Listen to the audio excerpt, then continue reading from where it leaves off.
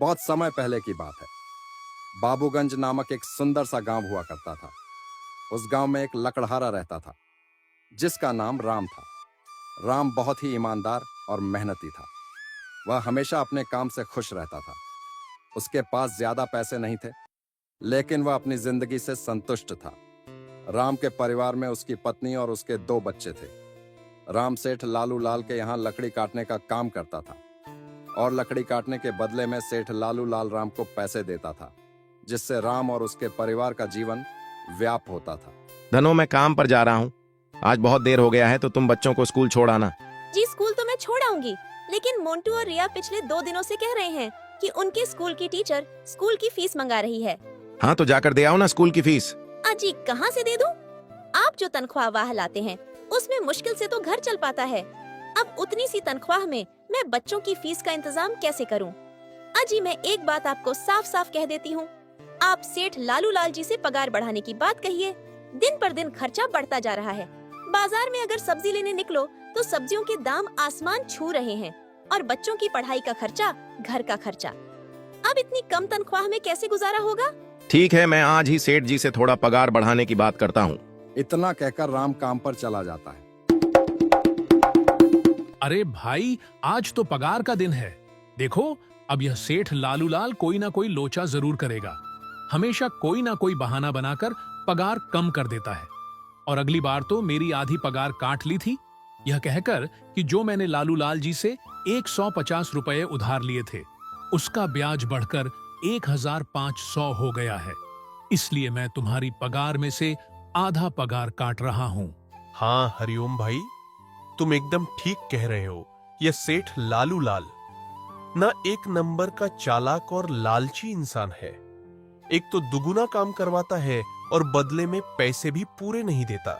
हाँ भाई, मेरे भी अगली बार सेठ लालू लाल ने पगार काट लिए थे। मैंने बस एक छुट्टी ली थी जब मेरी बिटिया बहुत बीमार थी, और इस लालू लाल ने इस बात का फायदा उठाकर मेरी पूरी आधी पगार काट ली। हे भगवान, बस सेठ जी इस बार मेरी पूरी तनख्वाह दे दे। बच्चों के स्कूल की फीस भी भरनी है। ऐसे सभी लकड़हारे अपने अपने काम पर लग जाते हैं। काम करने के बाद सेठ लालू लाल के पास जाते हैं। सेठ जी, महीना पूरा हो गया है, हमें हमारी तनख्वाह दे दीजिए।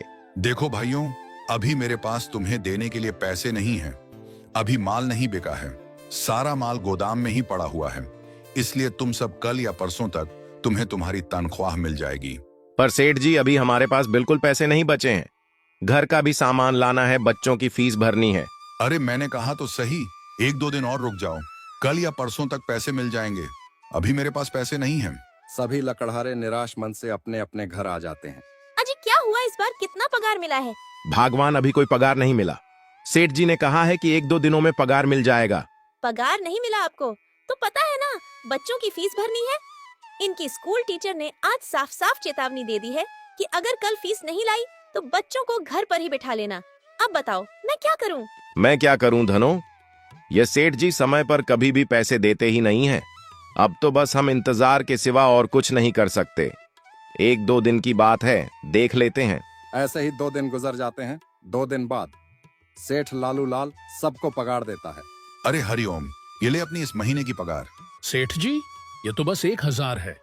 मैंने तो इस महीने 3000 तक का काम किया है। हाँ, काम तो किया है, लेकिन तूने 4-4 घंटे आराम भी तो किया है।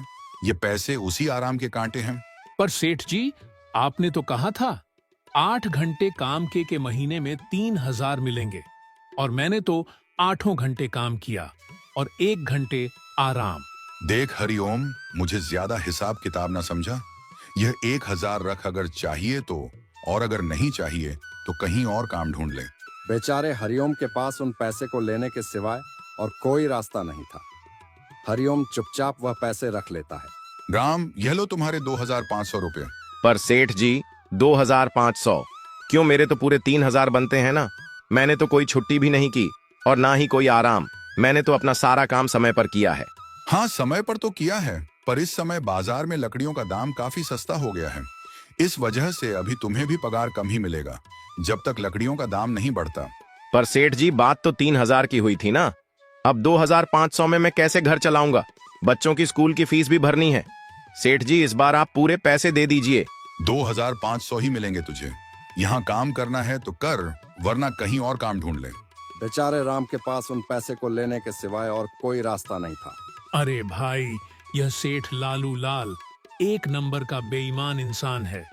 सारे पैसे अपने जेब में भर लेता है और बहाने बनाता है कि लकड़ियों के दाम सस्ते हो गए हैं। देख लेना, हम गरीबों की किसी ना किसी दिन इसे जरूर हाय लगेगी। नहीं हरिओम, ऐसे नहीं कहते। वह हमारे अन्नदाता है। आखिर उन्हीं के वजह से तो हमारा घर चल रहा है। अरे काहे का अन्नदाता, काम के पूरे पैसे तो देता नहीं है। पूरे महीने मेहनत करके भी क्या मिलते हैं?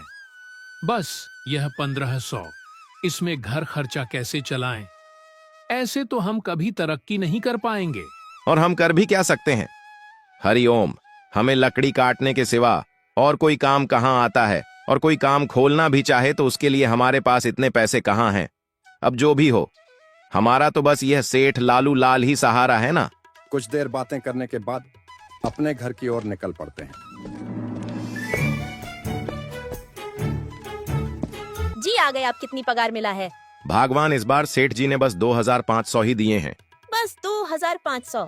इतने में कैसे घर चलाएंगे? बच्चों की फीस में ही 1000 रुपए निकल जाएंगे। फिर 1500 में क्या क्या कर लेंगे? अब मैं क्या कहूँ धनो, अब तुम्हें इसी में ही गुजारा करना होगा। तुम सबसे पहले बच्चों की फीस भर देना, इसके बाद बाकी का मैं देखता हूँ। अजी आप क्या देख लोगे? सेठ जी से पूरे पैसे तो मांगे नहीं गए आपसे? नहीं भगवान, मैंने सेठ जी से पैसों के लिए कहा था, पर सेठ जी ने साफ इनकार कर दिया और कहा, यह लेना है तो लो, वरना कहीं और काम ढूंढ सकते हो। मैं सोच रहा हूं कि लकड़ी काटने के बाद में कहीं और भी काम ढूंढ लूं। सेठ जी के यहां से काम करने के बाद मैं दूसरी जगह पर काम किया करूंगा, इससे कुछ ज्यादा आमदनी हो जाएगी। आज ही मैं सेठ जी के यहां पर काम करने के बाद और भी जगह काम ढूंढने जाऊंगा। इतना कहकर राम काम पर निकल जाता है और जैसा कि राम ने कहा था, वह लालू लाल के यहाँ काम करने के बाद नया काम की तलाश में निकल जाता है। राम पूरे गांव में काम ढूंढता है, दुकानों दुकानों पर जाकर लोगों से काम मांगता है, मगर हर जगह राम को केवल निराशा ही हाथ लगती है। अंत में थक हार कर राम वापस जाने लगता है। तभी वह देखता है कि अचानक बहुत सारे गायों का झुंड उसकी तरफ दौड़े ये आ रहा है। यह देखकर राम बहुत डर जाता है। वह इधर उधर देखता है तो उसे एक गुफा दिखती है और वह गुफा में जाकर छुप जाता है। जब गायों का झुंड वहां से निकल जाता है तब राम की जान में जान आती है। हे भगवान, आज तो बाल बाल बच गया मैं, वरना आज तो मैं इन गायों के पैरों तलों तो कुचला ही जाता। पर यह मैं कहाँ आ गया? राम यह सब सोच ही रहा था कि तभी उसकी नजर गुफा में रखी एक टोकरी पर पड़ती है। राम उस टोकरी के पास जाता है। ये कैसी गुफा है? ये कैसी टोकरी यहाँ पड़ी है? इसे मैं घर ले जाता हूँ, सामान रखने के काम आ जाएगी। राम जैसे ही उस टोकरी को हाथ लगाता है, गुफा में से एक आवाज आती है। रुक जाओ। यह आवाज सुनकर राम एकदम पीछे हट जाता है। तभी गुफा में से एक चुड़ैल प्रकट हो जाती है और वह राम से कहती है, कौन हो तुम और मेरी गुफा में क्या कर रहे हो? मुझे माफ करना, आप जो भी हो। कुछ गायों का झुंड मेरे पीछे पड़ गया था और उनसे बचने के लिए मैं इस गुफा में आकर छिप गया और फिर मेरी नजर इस टोकरी पर गई। माफ कीजिए, मुझे लगा यहाँ कोई नहीं है तो यह टोकरी किसी की नहीं होगी, इसलिए मैंने इसे छुआ। राम, तुम्हें डरने की जरूरत नहीं है। मैं तुम्हारे बारे में सब जानती हूँ। मेरी नजर एक बार भी जिस पर पड़ जाती है, मैं उसका इतिहास अपनी खुली आंखों से देख सकती हूँ। पर आप हैं कौन और आप इतने विचित्र क्यों दिखाई पड़ रहे हैं? आप अपना परिचय दीजिए, कौन है आप? मैं एक चुड़ैल हूँ और मैं कई सालों से इस गुफा की रक्षा कर रही हूँ। यह गुफा मेरे पूर्वजों की है। इस गुफा में केवल वही इंसान घुस सकता है जिसका मन बिल्कुल पवित्र हो। अगर तुम अपवित्र होते तो तुम इस गुफा में कभी नहीं घुस पाते। तुम एक सच्चे इंसान हो, इसलिए तुम इस गुफा में घुस पाए और इस टोकरी को छू पाए। अब तुमने इस टोकरी को छुआ है तो यह टोकरी तुम्हारी हुई। नहीं, मुझे ये टोकरी नहीं चाहिए, मैं तो बस देख रहा था। डरो मत राम, तुम ये टोकरी ले जाओ। यह कोई साधारण टोकरी नहीं है, बल्कि यह जादुई टोकरी है। जादुई टोकरी? क्या यह वही जादुई टोकरी है जिसके बारे में हमारी दादी कहानी सुनाई करती थी कि किसी गांव में एक जादुई टोकरी हुआ करती थी और वह सबकी इच्छाएं पूरी करती थी? हाँ राम, यह वही जादुई टोकरी है। अब तुम इस टोकरी के मालिक हो, तुम इसके इस्तेमाल से अपनी स्थिति सुधार सकते हो। पर याद रखना, तुम जो भी वस्तु इस टोकरी में एक बार डालोगे, वह चीज ही तुम्हें बार बार इस टोकरी में डालनी होगी। इसके अलावा तुम और दूसरी कोई चीज इस टोकरी में नहीं डाल सकते। अगर तुमने ऐसा किया तो इसका परिणाम तुम्हें ही भुगतना होगा। मेरी इस बात को हमेशा ध्यान में रखना और सोच समझकर बिना लालच किए इस टोकरी में वही सामान रखना जिसकी तुम्हें जरूरत हो। राम टोकरी को लेकर घर आ जाता है। भगवान, ये देखो ये मैं क्या लेकर आया हूँ। क्या लाए हो आप? बस ये एक टोकरी। सबसे पहले ये बताइए, आप तो काम की तलाश में गए थे ना, तो कोई दूसरा काम मिला कि नहीं? नहीं, अरे धनो, मेरी पूरी बात तो सुनो। ये कोई ऐसी वैसी टोकरी नहीं है, बल्कि यह एक जादुई टोकरी है। राम धनो को वह सारी घटना के बारे में बताता है जो उसके साथ हुई। अच्छा, तो आपका कहने का मतलब है कि इस टोकरी में हमें कोई ऐसी चीज डालनी होगी जिसकी हमें सबसे ज्यादा जरूरत हो। हाँ भगवान, हमें सोच समझकर ही इसमें कोई चीज डालनी होगी। राम थोड़ी देर सोचता है और फिर उसका ध्यान उन लकड़ियों पर जाता है जो एक बार उसने धनो को रखने को दी थी।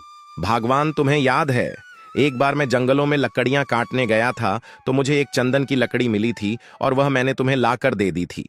हाँ दी तो थी। तो तुम उस लकड़ी को ले आओ। हम उस चंदन की लकड़ी को ही इसमें डालेंगे और उस लकड़ी से अपना एक व्यापार शुरू करेंगे। धनो चंदन की लकड़ी को ले आती है और उसे टोकरी में डाल देती है। वह जैसे ही चंदन की लकड़ी उस टोकरी में डालती है, उसमें बहुत सारी लकड़ियां आ जाती हैं। अरे वह, यह तो चमत्कार ही हो गया। ये देखिए, कितनी सारी चंदन की लकड़ियां हो गईं। अगर आप इसको बेचेंगे तो इससे काफी अच्छे पैसे मिलेंगे। हाँ भगवान, मैं कल सुबह बाजार जाकर इनको बेच आऊंगा और जो पैसे मिलेंगे उससे हम अपने मोंटू और रिया के स्कूल की फीस भर देंगे और बाकी बचे पैसों को संभाल कर रख लेंगे। अगले दिन रामलालू लाल सेठ के यहाँ काम पर ना जाकर चंदन की लकड़ियों को बेचने के लिए बाजार की ओर निकल पड़ता है। वहां पर रामचंदन की लकड़ियों को बहुत ही कम दामों में बेचा, जिसकी वजह से आम आदमी के साथ साथ बड़े व्यापारियों ने भी राम से चंदन की लकड़ियां खरीदी। लकड़ियों को बेचकर राम को काफी अच्छे पैसे मिले। पैसों को लेकर राम घर आ जाता है। ये देखो भगवान, उन लकड़ियों को बेचकर मुझे कितने सारे पैसे मिले हैं। ये लो कुछ पैसे, इससे तुम कल मोंटू और रिया के स्कूल के फीस भर देना। अच्छा, तो मैं काम पर जाता हूँ। अजी, आपके पास तो अब यह जादुई टोकरी है, तो अब आपको उस सेठ लालू लाल के यहाँ काम करने की क्या जरूरत है? हाँ भगवान, मैं सेठ लालू लाल जी के यहाँ काम पर नहीं जा रहा, बल्कि मैं तो वहाँ पर जो काम कर रहे बाकी के लकड़हारे हैं उन्हें यह खुशी की खबर देने जा रहा हूँ, क्योंकि सेठ लालू लाल जी से मेरे साथ साथ वह लकड़हारे भी बहुत परेशान थे। इसलिए अगर मेरा भला हो रहा है तो क्यों ना मैं उन सब का भला करूं। वह सभी बहुत ईमानदार लकड़हारे हैं, वह सभी बहुत मेहनत से काम करते हैं, मगर लालू लाल ने कभी भी उनको उनकी मेहनत के सही पैसे नहीं दिए। इसलिए मैंने सोचा है क्यों ना मैं उनको अपने इस काम में शामिल कर लूं। हाँ जी, बात तो आपकी बिल्कुल सही है। अगर आप सभी लोग एक साथ मिलकर काम करेंगे तो हम सब बहुत जल्द ही तरक्की हासिल कर लेंगे। कहानी समाप्त। जल्द ही मिलते हैं और एक नया कहानी के साथ। हमारे चैनल उल्लू कहानी को प्लीज सब्सक्राइब करें। धन्यवाद। Thanks for watching.